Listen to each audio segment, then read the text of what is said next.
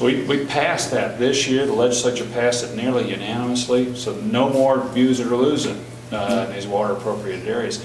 Now we've got to put that into action, where people need to work together to reduce their demands in the water supply. And whether or not a better year to practice, I guess, than this one, it's really been tough.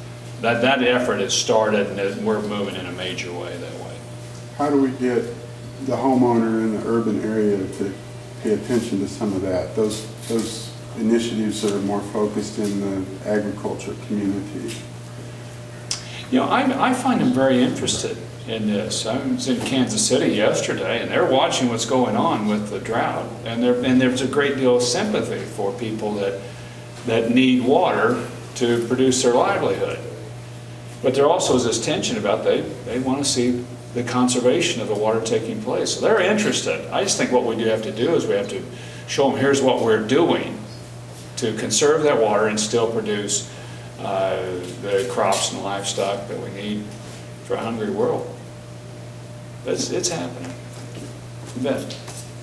My name's Tracy Streeter. I'm the director of the Kansas Water Office in Topeka. Just recently it was announced by Secretary Vilsack that virtually the whole state is going to be under a disaster declaration, and that was prompted by a request from Governor Sam Brownback. And so virtually we have all the federal tools available in all 105 counties in Kansas in essence now, and so that's really good in giving livestock producers and farmers access to some of the federal programs. And just recently there have been some other changes, lowering of the interest rates on loans and shortening or reducing the payment requirement for emergency haying and grazing on CRP. So we're really pleased to see USDA respond for our Kansas farmers and ranchers.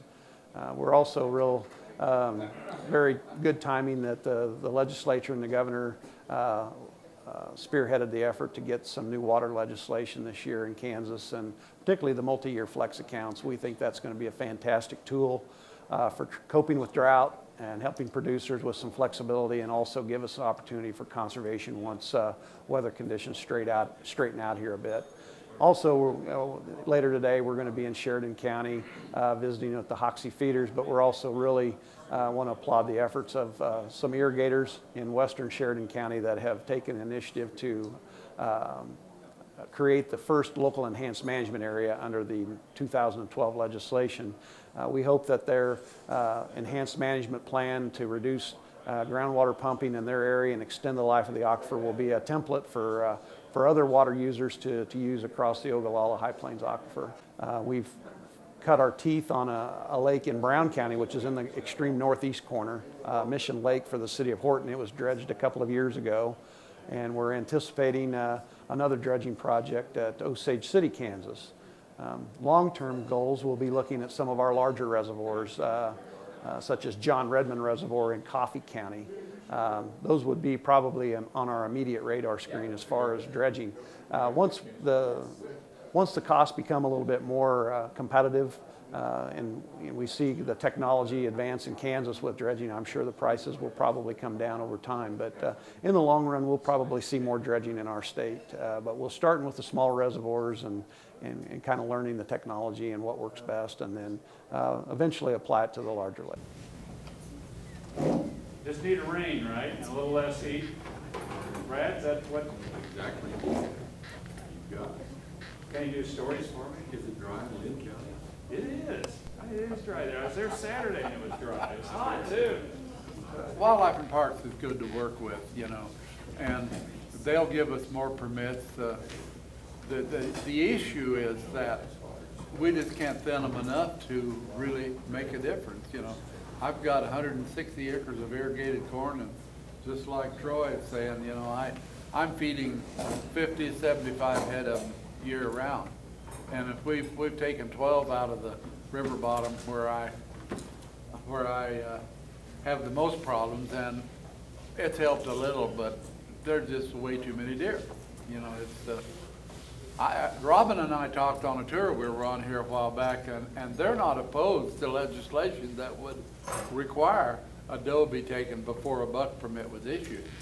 And so I think maybe some of us might work with legislators to to talk about that in the next session. So it is a real issue for those of us on the river, because last year it cost me $5,000–6,000. Questions about the oil field drilling. We've got the western third to 40% of the state, much of it's leased now for horizontal drilling. And you had a couple of Oklahoma companies. There were Sandridge and Chesapeake starting out, and then Shell bought in, which is big international. I understand Apache's been leasing a fair amount up in this area for horizontal drilling primarily.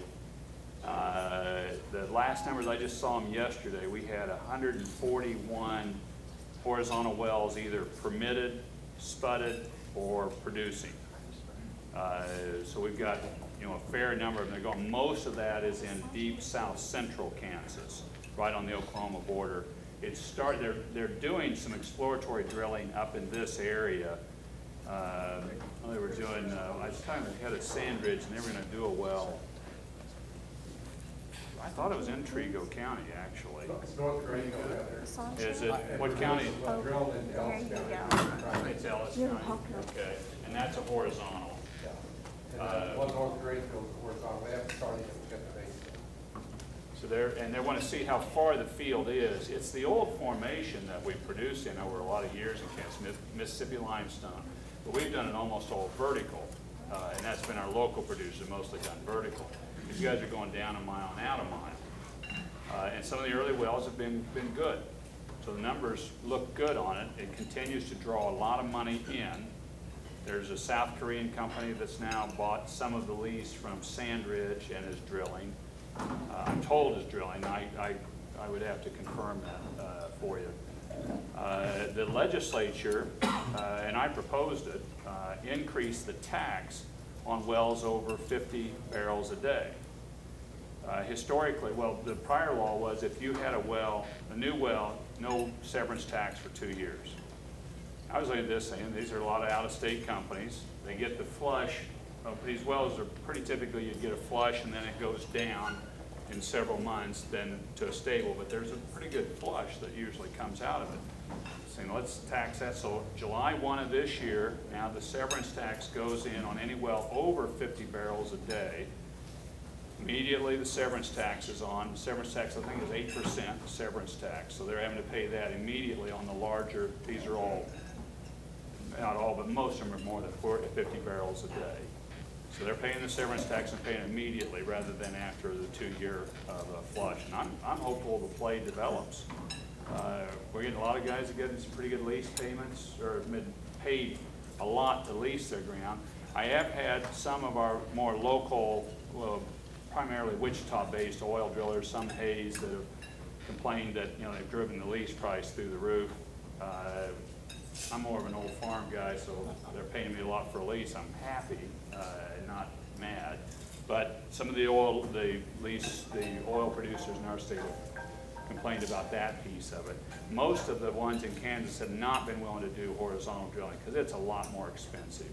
That well, they're telling me, takes about $3 million to get into it, to get it down and out and frack, because you got to frack the whole thing. It's taken a lot. I'm going to try to do a statewide telephone town hall meeting with some of these oil companies upcoming months. I did one in the south central Kansas with the CEO of Sandridge about 2 months ago. It was good information, and so I'm hopeful we can get some of this information out to people that way so folks can know what's going on.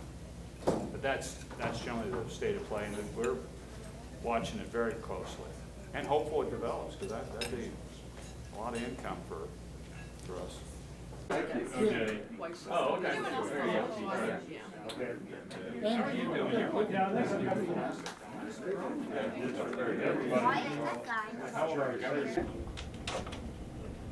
What impact does ethanol have?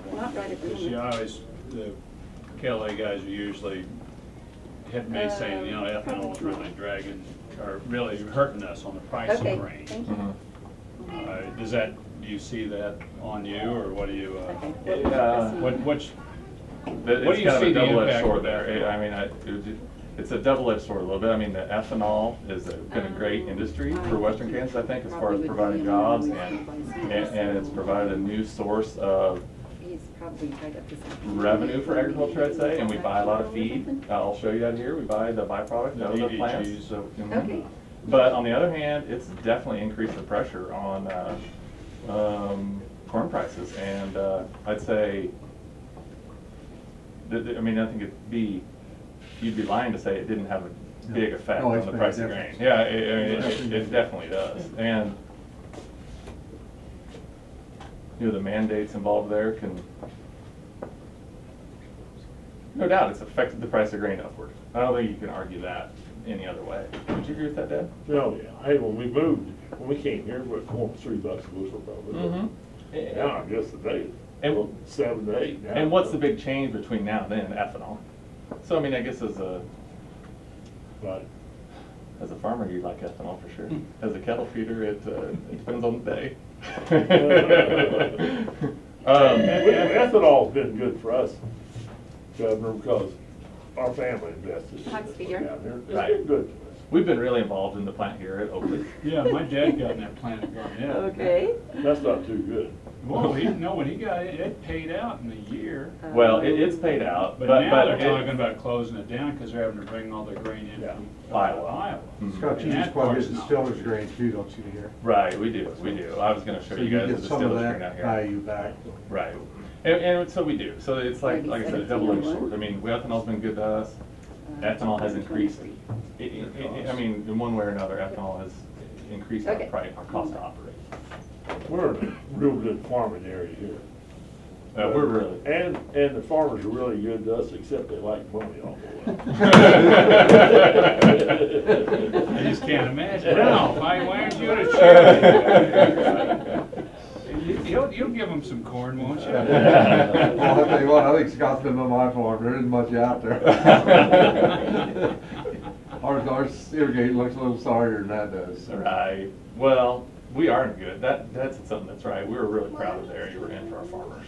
That's something I wanted you to say in there, because we really are. I mean, I really think these guys have done good things and modernized their farming practices to do more with less. And to grow corn. There's dryland corn around here that has opportunity to make some yield, which, how is that possible? It's because it's the good farmers. Yeah, and good dirt. Yeah. And good dirt. No doubt. Yeah. So we're really happy to be here where we are.